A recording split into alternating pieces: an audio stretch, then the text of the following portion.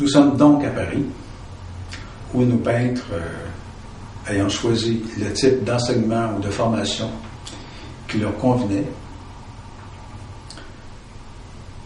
se mêlent à ce ferment culturel et artistique qu'est Paris à cette époque. On sait qu'ils vont là pour étudier, mais aussi pour voyager et également vivre une vie culturelle très riche.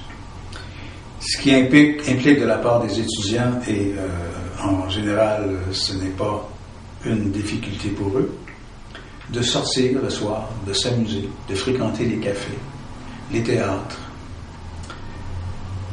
et rencontrer des artistes d'un autre milieu, d'autres univers, avec une appréhension de l'art différente de la leur. Et de cette manière, ils finissent par s'imprégner d'une nouvelle culture et ils l'appliquent ensuite dans leur pratique picturale.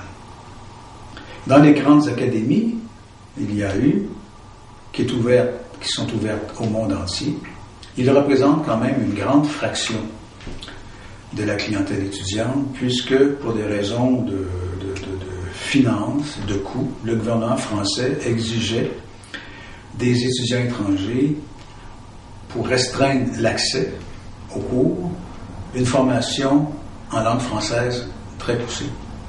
Évidemment, les peintres québécois parlant déjà le français, ils y étaient favorisés et c'est pourquoi ils ont été représentés en grand nombre dans ces différentes académies.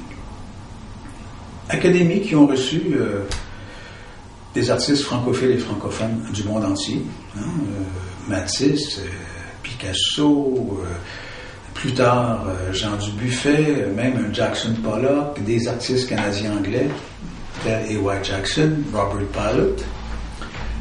Ils ont fait également des séjours. Alors, c'était pas des endroits restreints, c'était vraiment ouvert au monde entier.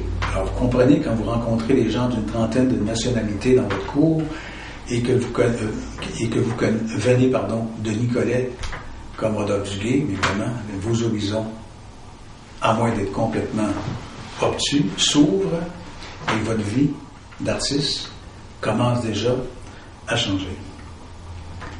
Nous allons voir chez certains, on l'avait dit en introduction, comment cette vie parisienne va se transformer en une lente maturation de leur art.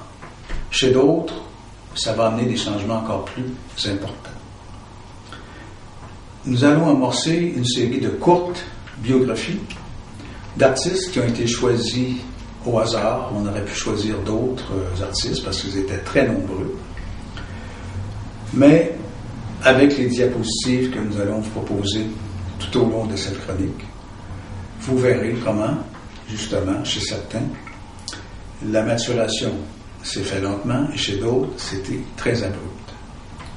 Commençons d'abord par des peintres de cette époque.